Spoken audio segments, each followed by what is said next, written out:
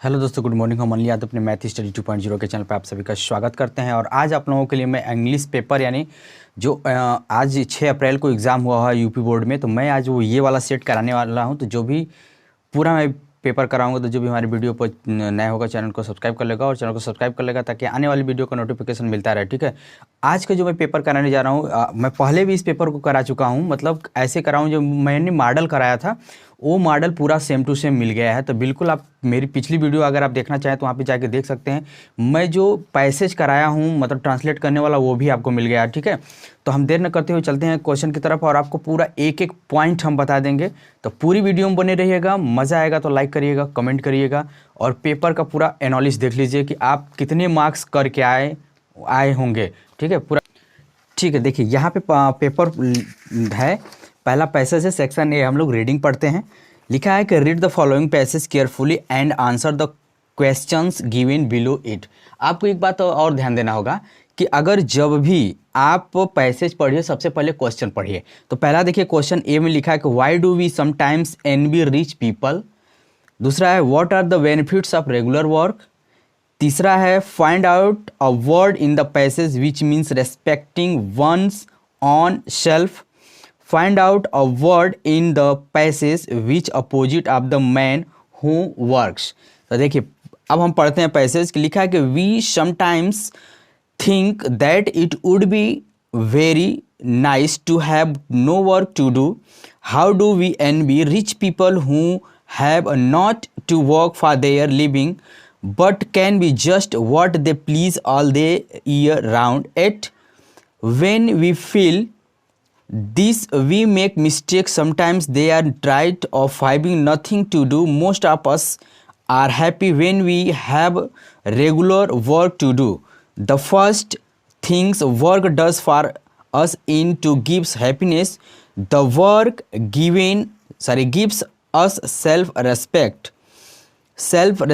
The idler how rich lives on work of others, but the honest worker who earns his living by useful toil can hold up this head and respect himself. Lastly, regular work helps us in building up character. It reaches us such as good habits as punctuality, carefully and faithfulness in work. It is the man who works, not the idler, that as a rule develops a best character. ये आपका पूरा passage था। पहला question पढ़ते हैं कि why do we sometimes envy rich people। मतलब किस कभी कभी पीपल रिच एनबी क्यों होता है। तो यहाँ पे देखिए क्वेश्चन लिखा है कि वी एनवी रिच पीपल। देखिए यहाँ पे आंसर इसका है कि we envy rich people who have, इसका आंसर होगा। दूसरा क्वेश्चन है what are the benefits of the regular work. मतलब रेगुलर आप कार्य करने से क्या बेनिफिट्स मिलते हैं। तो यहाँ पे हम लोग आंसर दे दिया है। लिखा है most of us are happy when we have regular work to do. जब हम लोग हमेशा वर्क करते हैं तो खुद में खुशी आती है। ठीक है, अब तीसरा क्वेश्चन है find out word in the passage which means respecting one's own self. तो मतलब है कि the word gives a self respect, इसका अपोजिट ढूंढना है। यही नहीं ढूंढना है, सॉरी, मीन्स इसका मतलब है। तो सेल्फ रेस्पेक्टिंग मतलब कॉन्फिडेंस होगा। इसका आंसर जो होगा, इसका लिखा है ना कि means respecting one's own self, इसका मतलब हो जाएगा कि ये कॉन्फिडेंस होगा। ठीक है, चलिए आगे देखते हैं। Find out a word in the passage which is opposite of the man who works.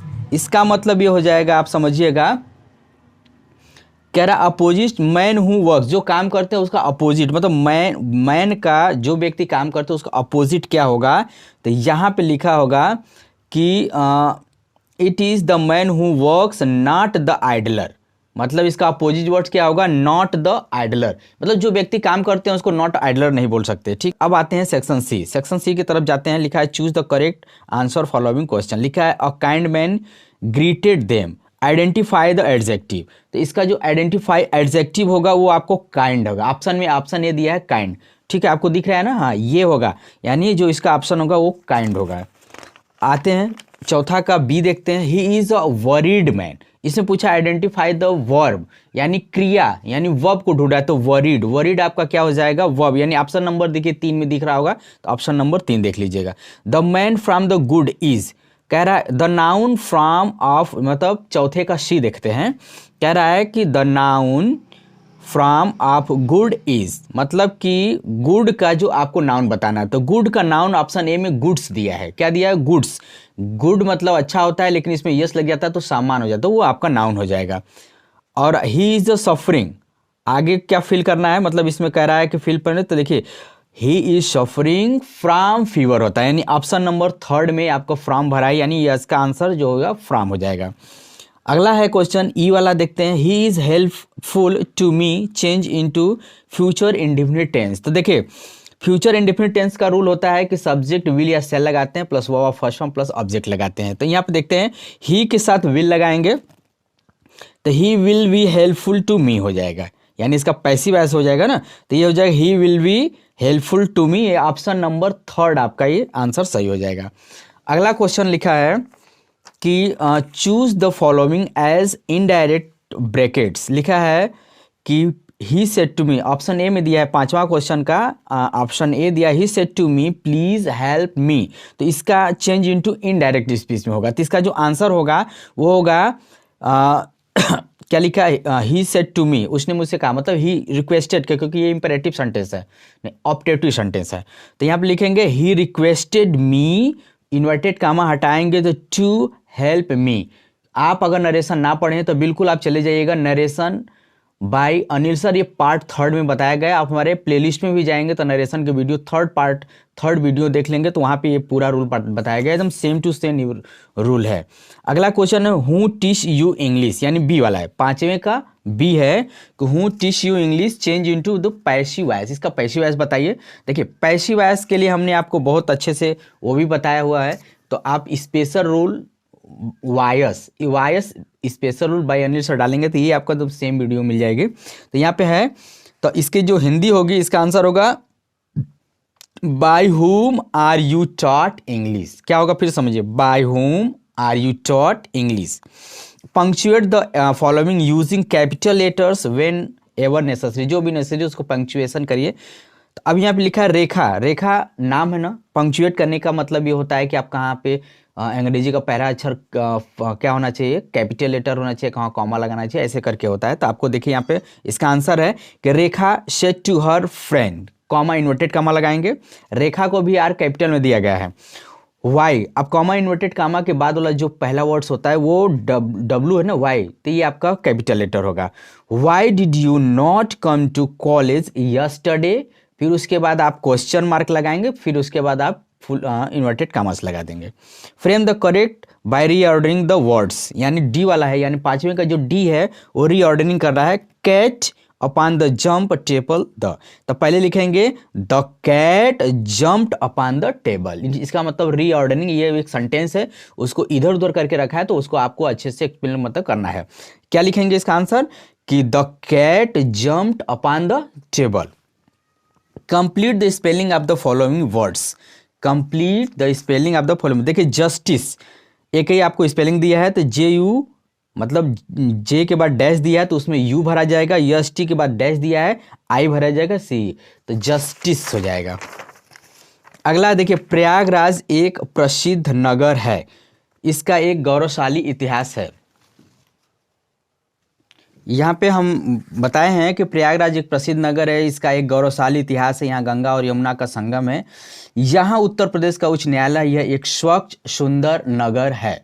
तो अब देखिए इसका जो हम लोग भरेंगे, मतलब इसका हम जो ट्रांसलेट करेंगे तो लिखेंगे Prayagraj is an ancient historical city. फिर दूसरा है इसका एक गौरवशाली इतिहास है, तो लिखेंगे it has a glorious history है, फुल स्टॉप। उसके बाद यहाँ गंगा और यमुना का संगम है, तो here is the confluence of the Ganga and the Yamuna. फिर उसके बाद आपका फुल स्टॉप हो जाएगा। फिर कहला है कि यहाँ उत्तर प्रदेश का उच्च न्यायालय है, तो लिखेंगे the high court of Uttar Pradesh is situated here.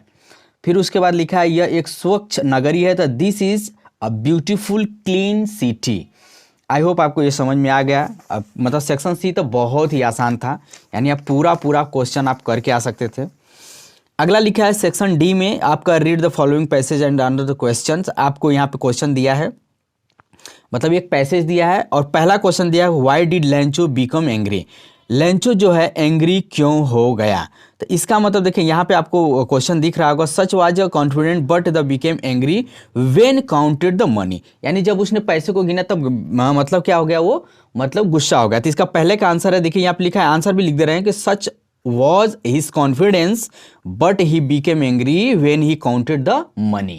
दूसरा क्वेश्चन है why did Lencho go to the window, मतलब वो विंडो पर क्यों गया, मतलब फिर से वो खिड़की पर क्यों गया। तो इसका मतलब हो जाएगा कि Lencho went to window to ask paper and ink, वो पेपर और इंक मांगने के लिए गया क्योंकि उसको पत्र लिखना था। अब यहाँ देखिए 10वां क्वेश्चन आपको आना चाहिए कि match the following list A with their meaning in list B, मतलब ए और बी में इसका आप मैच करिए। लिखा है पहला क्रिएचर्स, ए में, बी में डिस्ट्रॉय, सी में विस्पर्ड लिखा है, उसमें पहला दूसरा तीसरा ऑप्शन दिया। देखिए क्रिएचर का मतलब होता है जीव जंतु, तो देखिए एनिमल मिला है ना, तो ए का दूसरे में मिला देंगे, आपको नीचे आंसर भी दिख रहा होगा। बी वाला है डिस्ट्रॉय, डिस्ट्रॉय का मतलब होता है नष्ट करना, डैमेज करना, यानी ऑप्शन नंबर 3 में आ जाएंगे, तो डिस्ट्रॉय का डैमेज हो जाएगा। और विस्पर्ड का हो जाएगा शेड स्लोली। ठीक है, आपको ये भी मिल गया क्वेश्चन। देखिए पेपर बहुत ही इजी आया था और इसे आप मात्र